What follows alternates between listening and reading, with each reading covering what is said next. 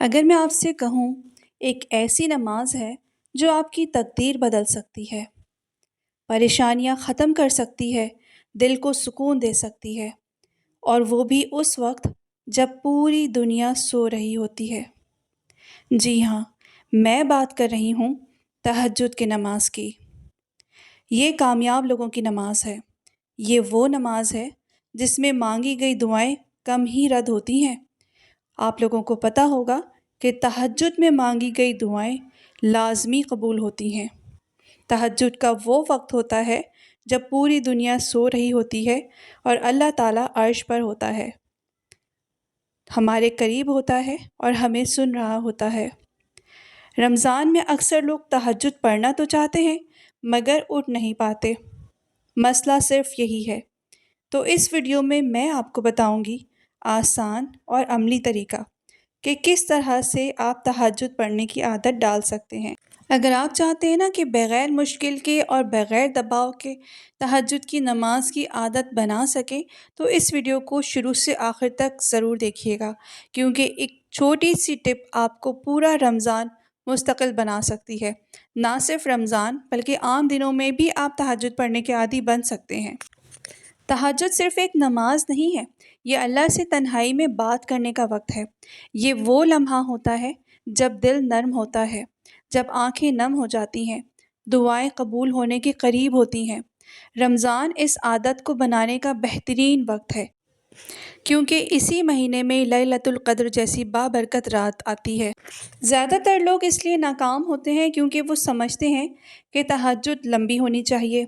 ایسا نہیں ہے، صرف 2 رکعت سے شروع کریں، بس مستقل مزاجی سے شروع کریں تو انشاءاللہ تعالیٰ آپ کامیاب ضرور ہوں گے۔ آپ ضروری نہیں کہ آپ بہت زیادہ تہجد پڑھیں، آپ 2 رکعت سے شروع کر سکتے ہیں، آپ 4 رکعت سے شروع کر سکتے ہیں، اور شروع میں تو کوشش کریں کہ کوئی بھی کام کریں نا تو آسانی کے ساتھ شروع کریں اور آہستہ آہستہ اس کو اپنی عادت بنا لیں۔ اگر آپ چاہتے ہیں کہ وہ کام آپ مستقل کریں تو اس کو آپ آہستہ آہستہ ہی اپنی عادت بنا سکتے ہیں۔ اگر آپ دیر سے سوئیں گے تو اٹھنا مشکل ہوگا۔ تراویح کے بعد موبائل کم استعمال کریں، غیر ضروری ویڈیوز سے بچیں، اپنی نیند درست کریں، نیند کی ٹائمنگ درست کریں، جلدی سوئیں تاکہ آپ اٹھ سکیں تہجد کے لیے۔ سونے سے پہلے نیت کریں، یا اللہ مجھے تہجد کے لیے اٹھا دینا۔ پھر تو ممکن ہی نہیں کہ آپ نہ اٹھیں۔ اچھا، اٹھنے کے لیے بھی میں آپ کو آسان طریقے بتاتی ہوں کہ تہجد میں آپ کس طرح سے آسانی سے اٹھ سکتے ہیں۔ کوئی بہانہ نہیں چلے گا۔ اگر آپ نے پکا ارادہ کر لیا ہے کہ آپ نے لازمی تہجد میں اٹھنا ہے، تہجد کی نماز پڑھنی ہے، اپنی دعائیں اللہ سے مانگنی ہے اور اپنی دعائیں قبول بھی کروانی ہے۔ اچھا، تو کیا آسان طریقے ہو سکتے ہیں؟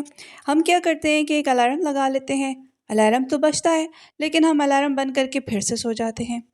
تو جو لوگ یہ کام کرتے ہیں کہ الارم بند کر کے سو جاتے ہیں، تو ان کے لیے میری ایک ٹپ ہے چھوٹی سی، کہ وہ ایک دفعہ کا الارم نہ لگائیں، وہ 2 سے 3 بار کا الارم لگائیں۔ اور موبائل پہ الارم لگاتے ہیں تو موبائل کو تھوڑا فاصلے پر رکھیں تاکہ الارم بند کر کے فوراً ہی نہ سو جائیں۔ تو پہلا الارم سحری سے پہلے کا ہوتا ہے 30 منٹ کا۔ 30 منٹ میرا مطلب ہے پہلا الارم جو لگاتے ہیں سحری سے پہلے 30 منٹ پہلے کا، وہ الارم لگائیں۔ دوسرا الارم سحری سے 15 منٹ پہلے کا لگائیں کہ جتنے ٹائم میں آپ سحری سے پہلے اپنی تہجد کی نماز ادا کر سکیں۔ پہلے الارم پر فوراً اٹھ کر بیٹھ جائیں، یہی لمحہ فیصلہ کرتا ہے۔ اگر آپ نے دیر کر دی تو پھر نیند آپ پر حاوی ہو جائے گی، اور اگر آپ کو نیند آ بھی جاتی ہے تو دوسرا الارم تو آپ نے لگایا ہوا ہے، تو فون کو ذرا فاصلے پر رکھیں تاکہ الارم بند کر کے فوراً ہی نہ سو جائیں۔ اگر فون فاصلے پر رہے گا، فون میں الارم لگا ہے، تو اٹھتے اٹھتے نیند تو بھاگی جائے گی نا۔ تو اس کے علاوہ میں آپ کو بتاتی ہوں کہ جب الارم بجے تو پھر آپ نے کیا کرنا ہے۔ آپ نے اٹھ کر بیٹھ جانا ہے، فوراً بستر چھوڑ دینا ہے، کمبل میں بستر میں نہ رہیں۔ اگر زیادہ دیر کمبل میں بستر میں لیٹے رہیں گے تو سستی غالب رہے گی۔ اٹھیں، وضو کریں، چہرہ دھوئیں۔ حرکت نیند ختم کر دیتی ہے، آپ اٹھیں گے، ہلیں گے تو پھر آپ کی نیند بھی خود ہی بھاگ جائے گی۔ اچھا، کچھ رولز اپنا لیں۔ اگر آپ اپنے زندگی میں کچھ رولز اپنا لیتے ہیں تو آپ کی زندگی بہت آسان ہو جاتی ہے اور آپ آسانی سے فیصلے بھی کر سکتے ہیں۔ تو تہجد میں اٹھنا کوئی مشکل کام نہیں ہے، بس تھوڑی سی کوشش سے آپ یہ کام کر سکتے ہیں۔ अच्छा, चलिए मैं आपको बताती हूँ कि किस तरह से। सबसे पहले तो मैंने आपको 2 चीज़ें क्लियर कर दी कि सबसे पहले अपनी रात की नींद पूरी करें, जल्दी सोएँ। दूसरा, आपने 2 अलार्म लगाने हैं। तीसरी बात, एक आसान रूटीन बना लें। 2 रकअत तहज्जुद की नियत कर लें कि आपने कम से कम भी 2 रकअत तहज्जुद की नमाज़ लाज़मी पढ़नी है और 2 मिनट दुआ करनी है, 100 मरतबा इस्तिग़फ़ार पढ़ना है। अगर ताकत हो तो ज़्यादा कर लें, वरना ये भी काफ़ी है। अगर आप करना चाहते हैं तो आप 4 रकअत तहज्जुद की नमाज़ भी पढ़ सकते हैं, 8 रकअत भी पढ़ सकते हैं। लेकिन पहले स्टार्ट कम से करें ताकि आप आहिस्ता-आहिस्ता इसके आदी बन सकें। उसके बाद तहज्जुद को सहरी से जोड़ दें। आप वैसे भी सहरी के लिए तो उठते ही हैं ना, और फ़जर की नमाज़ भी तो पढ़नी ही होती है। बस क्या करना है, थोड़ा-सा पहले उठ जाएँ, 15 मिनट, 20 मिनट, आधा घंटा पहले उठ जाएँ। तो इतना कोशिश तो करनी पड़ेगी ना आपको। जब आपने उठना है, आपने नियत की है कि आपने तहज्जुद की नमाज़ पढ़नी है, तो थोड़ी कोशिश भी करें, हिम्मत भी करें। तो पहले तहज्जुद की नमाज़ पढ़ें और फिर सहरी करें। सबसे आसान तरीका तो यही है।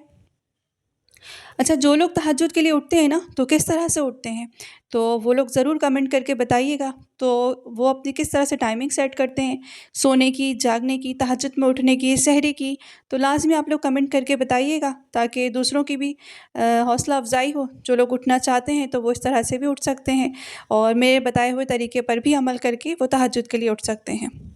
बस 15 मिनट पहले उठना, आपने कोई ऐसी जद्दोजहद नहीं करनी। 15-20 मिनट पहले उठ जाएँगे, 15-20 मिनट आपकी नींद थोड़ी कम हो जाएगी, तो कुछ नहीं होता, बाद में तो सो ही जाते हैं। फिर उसके बाद आपने तहज्जुद की नमाज़ पढ़नी है, फिर आपने सहरी करनी है।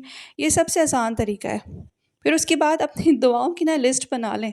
जो मकसद होगा ना, तो उठना आसान होगा कि आपकी दुआएँ क्या-क्या हैं, आपने क्या-क्या माँगना है। सबसे पहले तो अल्लाह ताला से अपने गुनाहों की माफ़ी माँगें, गिड़गिड़ा कर, अपने लिए, अपने वालिदैन के लिए, अपने रिश्तेदारों के लिए, तमाम उम्मत मुस्लिमा के लिए मग़फ़िरत की दुआएँ माँगें।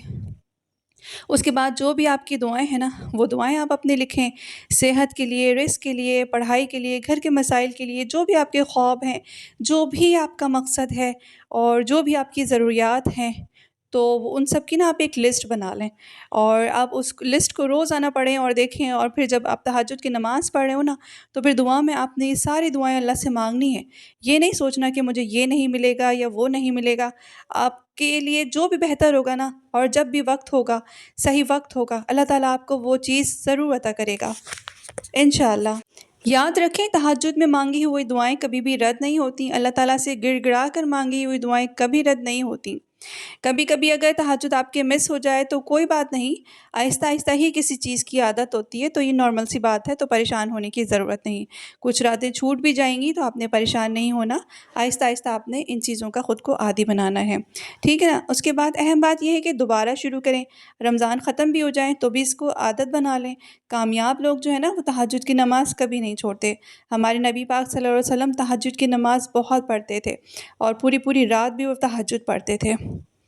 तो अब ये सोचें कि एक सच्ची तहज्जुद आपकी ज़िंदगी बदल सकती है। वो बातें जो किसी को नहीं बताईं, अल्लाह को बताएँ। वो आँसू जो किसी के आगे नहीं बहाए या किसी ने नहीं देखे, अल्लाह तो देखता है ना। तहज्जुद वो जगह है जहाँ मुआज़े होते हैं।